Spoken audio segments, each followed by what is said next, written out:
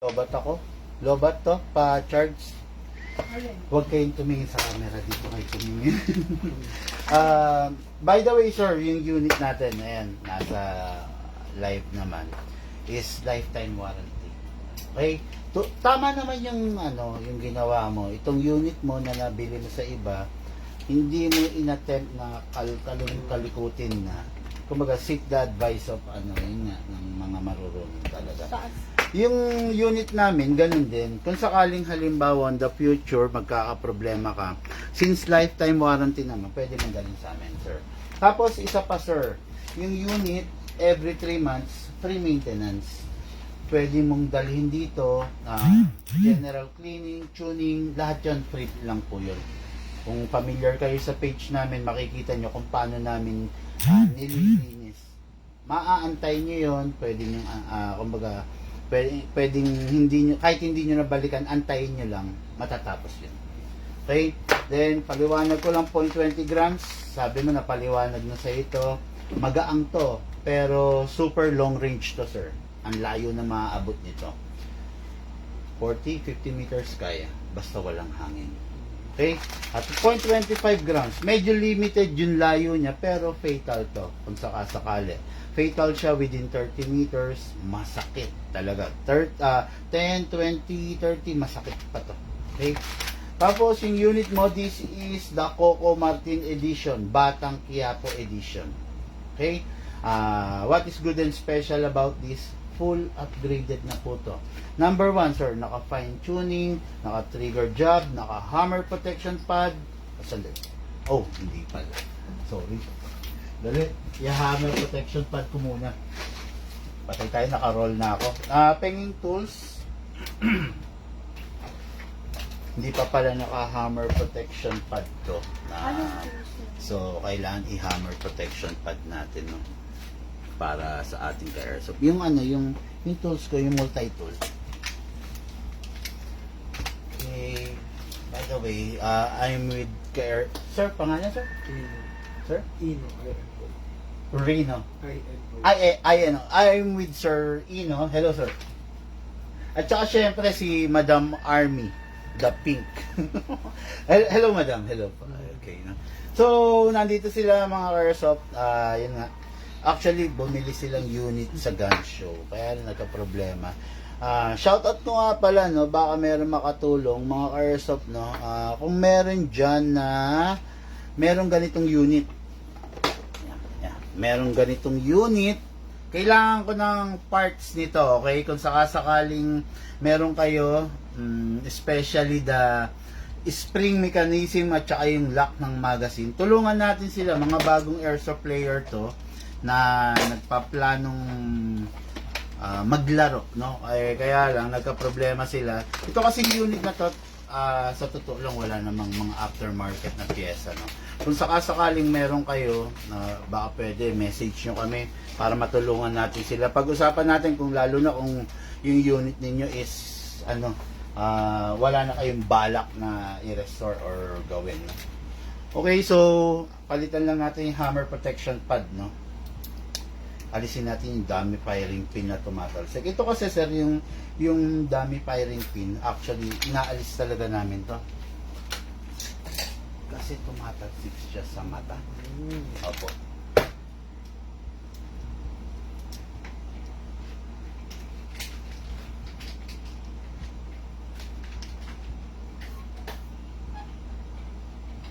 Ayun, pag tumalsik siya sa mata, ang problema, natotrauma yung mga airsoft, no?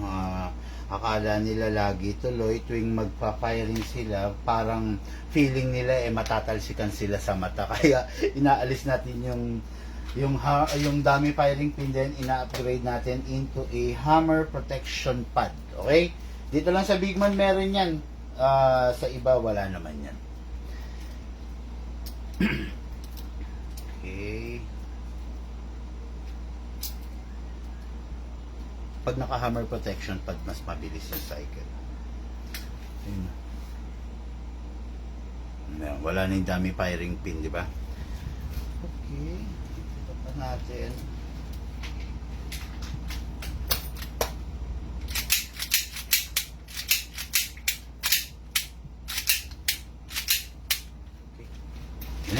Ganda na. So, yun nga, nasa na ba ako kanina?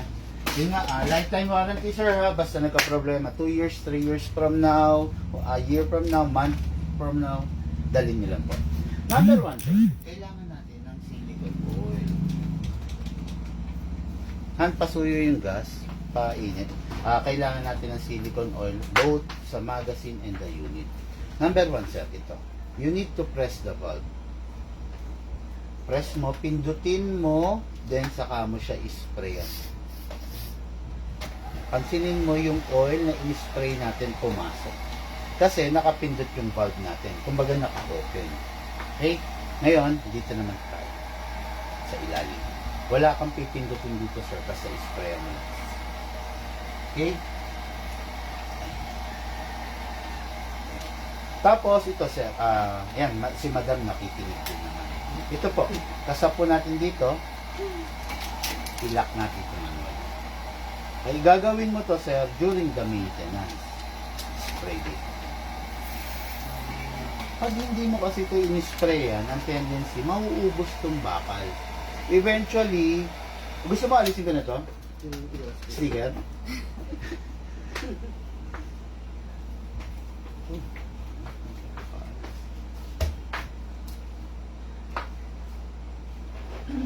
Eventually, sir, pag naubos yung bakal dito, ayan no, yung kinakawitan niya, hindi na siya mag-open slide pag wala ng bala. Yun ang sakit ng ibang mga barel. Ito. Ayan, pansinin mo yan, letter L yung angle, di ba? Nagiging letter C yan, parang nabibilog. Kaya kailangan, meron silicone oil yan. Okay? Then, the nozzle. Spray.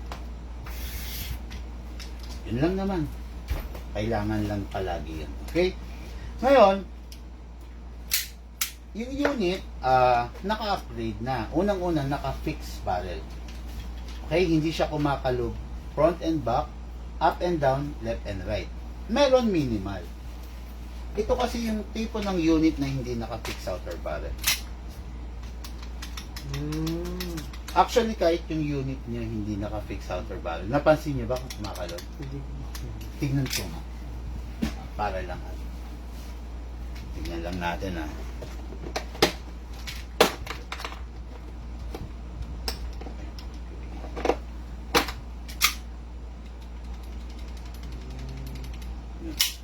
Okay. So, ayun na.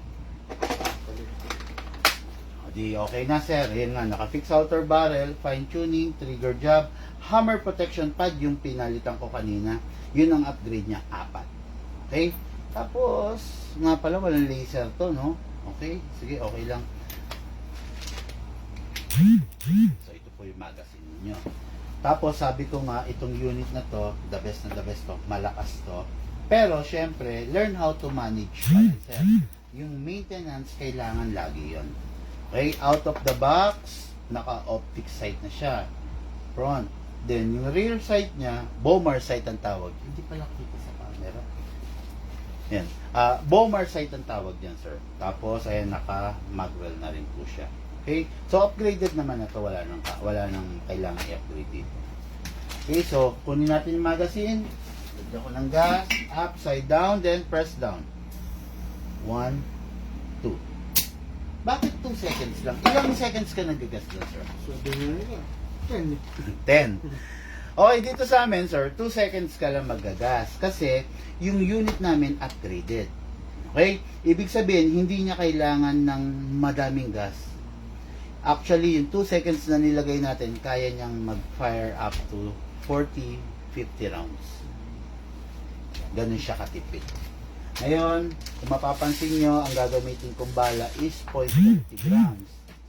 Kasi itong unit na to, sa totoo lang, napakalakas nito.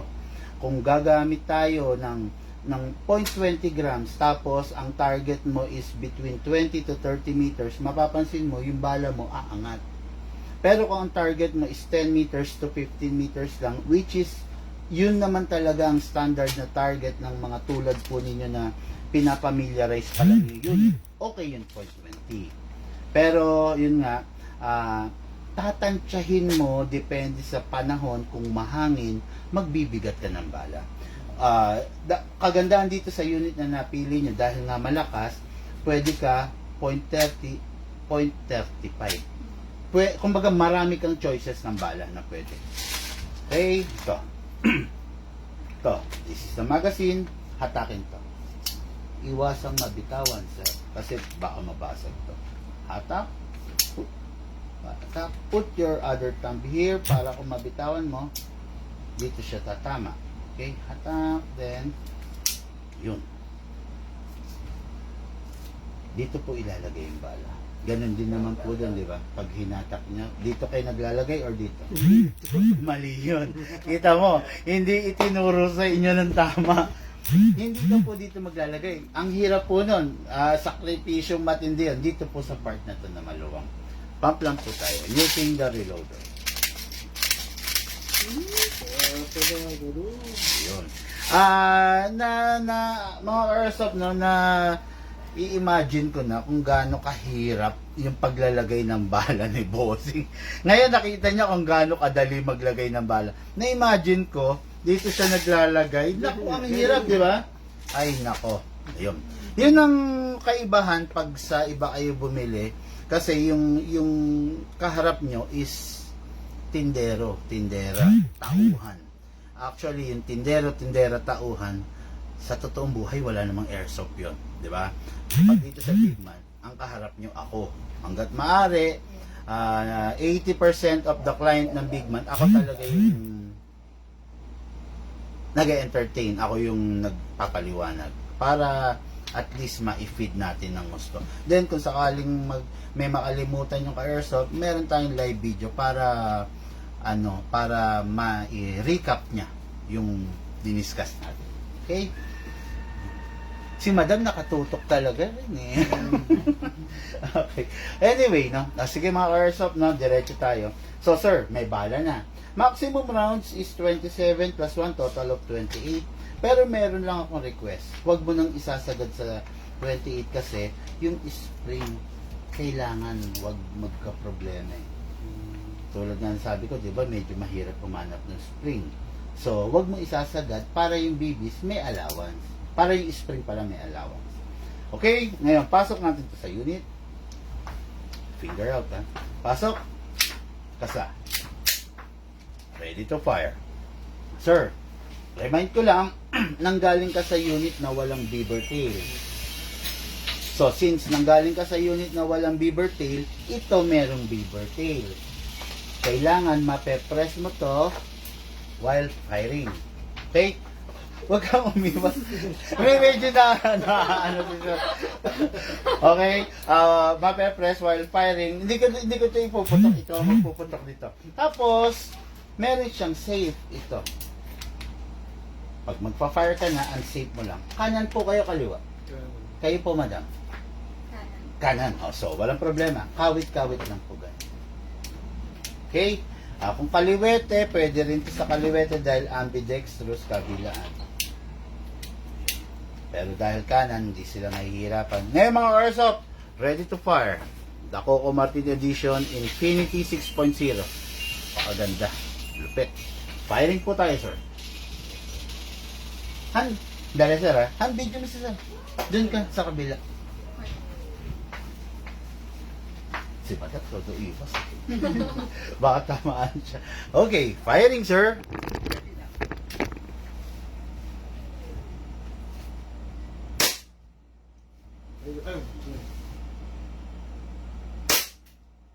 Yun.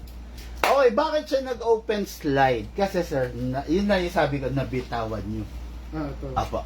Sige po. Ulit. Hindi. Ang pinaka, ayan, ang gagawin ito, ganito na lang, sir, ha? Yan, ganito itsura niya kanina, di ba? Yan, ganyan. So, ito kailangan, sir, nandito. Well, relax lang, medyo wag manggigil, then, release mo lang to. Okay, ready to fire again, sir.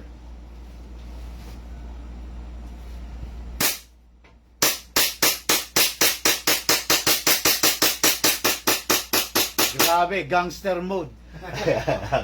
Hindi siya nag-open slide kasi normal sa 2011 na pag nirat-rat mo, lumalamig yung magazine sa hawakan mo. Kahit wala na siyang bala. Yeah, hindi siya nag-open slide, pero pansinin niyo, puputok ko. Nag-open slide siya. Si 2011 kasi hindi siya design for gangster mode, yung pak pak pak pak pak pak pak. Pasaway ka. Pasaway. Ngayon lagyan pa natin mga airsoft para si Madam naman pag-fire Hindi na. po, okay lang po. Pero nakakapag-fire ka na? Oh, try mo lang, Madam, para at least may ma-correct ko kung sakasakali na yan. Tingnan natin to. Sa mga nagtatanong kung ilang FPS to mga airsoft, no? Normally 340 ang FPS nito, no? Pero since upgraded yung unit, kanina yata or kahapon nag-FPS tayo nito. Tumakbo siya ng 440. 450, parang gano'n, no? Kaya mataas ang FPS nito, maganda to, talagang mag-enjoy yung bossing natin. Pero sir, galing ka doon, di ba? Na-compare mo, okay naman. Iba, di ba sir? Ayun. Kaya iba talagang, iba yung unit natin, no? Okay, so ngayon, firing tayo. Basta pala ako nag-gas. Oh, dapat di ako nag-gas. Kasi pangalawang rounds pa lang. Sorry. Pasok. Okay, kasa. Ready to fire. I-save ko. Madam, try nyo po. Yun po yung target natin. Ayoko. Sige, madam. Normal lang yan. Kasi pinadami yung air eh. Ito unsafe. Okay? Safe. Tumutok ka muna bago mo i-unsafe, then fire. Okay? Ito, madam. Marunong ka na umawak? Hindi pa. Ito, pasok mo lang dito, then ito, dito lang. Sige, tignan muna natin. Huwag mo lang press to.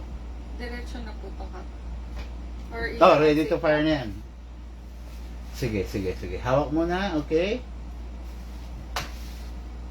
Madam, stretch your arm. Ito. Iakap mo. Ay, Hindi. Dito. Yeah, okay. Finger out mo muna. Dito, ibababa mo. Okay. Sige, madam. huwag na ako. Sige, madam. Okay na yan. Ayan. Ang dami kasing baril ni Sir eh. Goodness naman. Sige, madam. Ayan. Okay, baba mo to. Okay? Sige, madam. Firing! Puto ko muna doon sa... Stretch mo. Yan, diretso. Yan. Okay, firing! Ano yung dapat yung nakikita ko? Yung green nandun. Yeah, yung green, ipasok mo dyan sa below. Then, synchronize with your target. Yun po ba yung hawak ko? Actually, dapat isa lang. Isa lang. Yeah, yan. Ito, saan mo? Hindi mo kasi abot ng thumb eh. Dito sa front eh. Saan po? Ito. Okay, ayan. Okay, ito. Yan. Yan yung pinaka-proper. Press mo yung beaver tail yung buntot. Opo. Okay. Ito po yun. Yes. Firing. Grabe. Ayaw ka pa eh. Kukuha pala.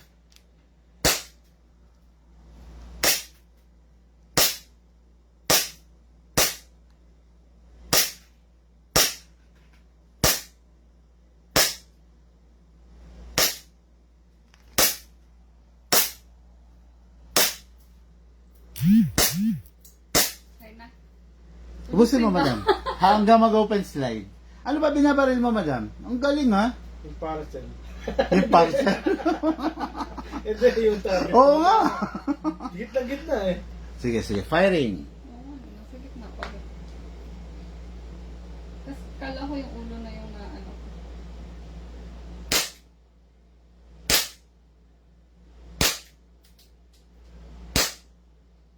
Okay. Open slide. Kasi wala na siyang bala. Okay? Next thing to do pag wala ng bala, sir, release the magazine. Then, release the slide. Hatake mo to, baba mo to.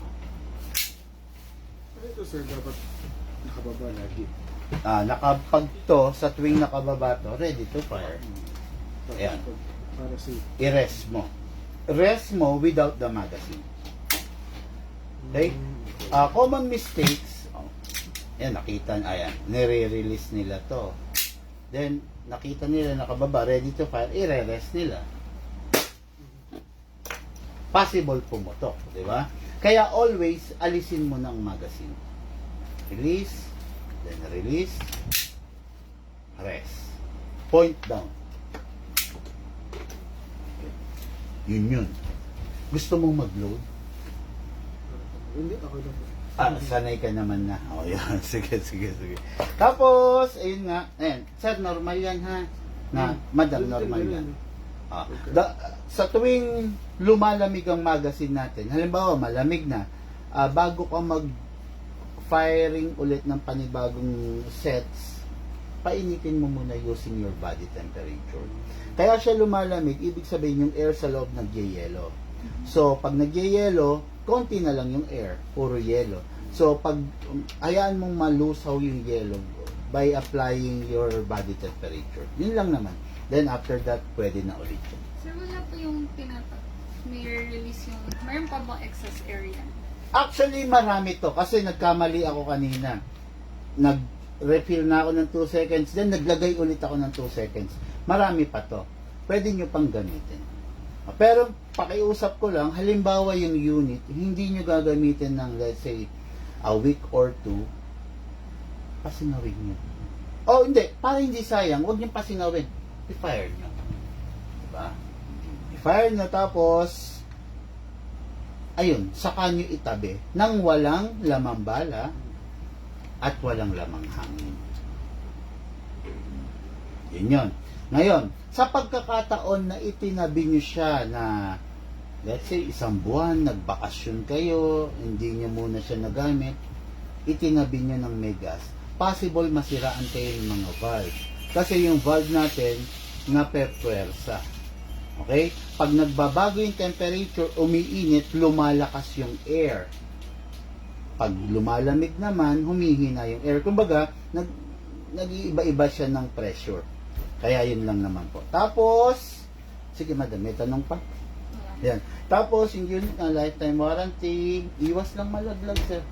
Possible talagang masira pag nalaglag. Pero ito, mas matibay ito kesa doon naman sa magazine. Tapos, kung sakasakaling may masira rito, lifetime warranty, wag lang yung mga pagkakasira na resulta ng misuse. Ano ba yung resulta ng misuse? Nalaglag sa 3rd floor, inilubog sa tubig, kinalawang yung mga loob, yun, syempre medyo ibang usapan yan. Pero kung mga minor lang na spring or lock, marami po tayong piyesa nun. Ito kasi may pesa.